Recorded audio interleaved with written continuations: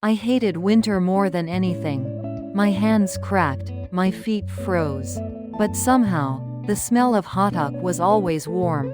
At 5 a.m., I was preparing my hotteok stall in a small alley in Myeongdong. With red, chapped hands, I wiped the griddle and blew warm breath onto my fingers. As I kneaded the dough, I think I liked the idea that I could give someone even just a little warmth. By 7 a.m., people heading to work began to gather. I skillfully stretched the dough, added sugar, and flipped the hotteok until they turned golden brown. Steam rose into the cold air.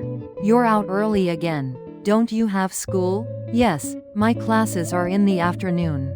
I'll give you 2 hotteok." I smiled brightly as I handed them over. After the crowd dispersed, I finally caught my breath. That's when it happened. A luxury sedan stopped at the entrance of the alley. A black Mercedes. The back door opened, and a small girl jumped out. She looked about 5 years old, wearing a high-end beige padded coat and shiny shoes. "Miss, it's dangerous. Please watch out." The driver hurried after her. But the girl ignored him and ran straight toward my stall. She stared at me with big, clear eyes. Smiling, I asked, "Hi there, are you here to buy hotteok?" She slowly nodded, then said, "Miss, you look exactly like my aunt." "My aunt?" She pulled out an old, worn photograph from her pocket. "Look, this is my aunt. You look just like her." I took the photo. It showed a woman in her early 20s. Smiling brightly, long straight hair, full lips, clear double eyelids. She really did look just like me. Wow, we do look alike. But where is your aunt now? The girl lowered her head. She passed away before I was even born. My grandma cries every day looking at her photo. My chest tightened. "I'm sorry." Just then, the driver approached. "Miss, it's time to go to kindergarten." The girl looked at me again. "Miss, can I have 1 hotteok?" "I'll come every day." I placed a hotteok in a bag and handed it to her. "Here, be careful, it's hot." She beamed with a bright smile. Before getting into the car, she turned back once more. "What's your name?" "Seo Yeon-woo." "Yeon-woo. I'm Kang Seo-ha. I'll come again." After the car drove away, I looked again at the photo in my hand. For some reason, my heart was racing. That day, I had no idea that little girl would completely change my life, and that she would reveal every truth about who I was and where I came from. From the very next day, Seo-ha came to my hotteok stall every single day. Every morning before kindergarten and again after it ended. "Seo-ha, you're here again? Do you like hotteok that much?" She shook her head. "No, I just like you." Her pure gaze melted my heart. After a week, we grew close. I taught her how to make hotteok, and she giggled as she played with the dough using her tiny hands. "This is so fun. See, you're really good with your hands." "Really? Can I make hotteok like you when I grow up?" "Of course." One evening, it was raining. As I was closing the stall, Seo-ha came running toward me, completely soaked. "Seo-ha, why are you drenched? Where's your umbrella?" Tears filled her eyes. "My dad didn't come again. I waited at kindergarten for so long." My heart ached. I hugged her tightly. "It's okay. I'm here." I brought her inside, dried her hair with a towel, and gave her a warm hotteok. "Here, eat this and feel better."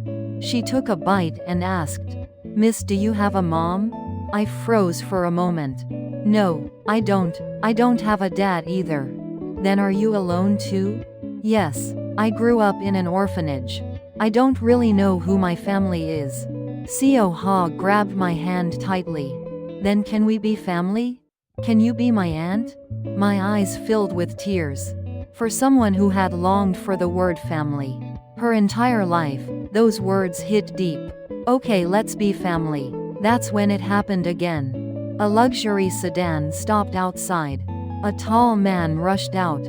"Seo-ha, there you are. I'm sorry I'm late." He must have been her father.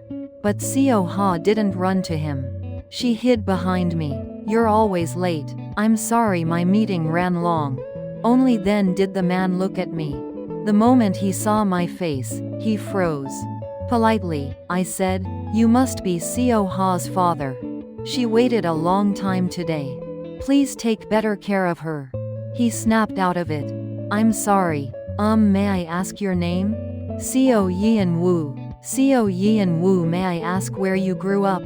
I was confused. "Why, I grew up in an orphanage." His face went pale. It looked like he had seen a ghost. At the time, I didn't know that the man Kang Min-jun was staring at the face of the sister who had disappeared 20 years ago. And that my face was identical to hers. That night, after meeting Seo-ha's father, I couldn't shake an uneasy feeling.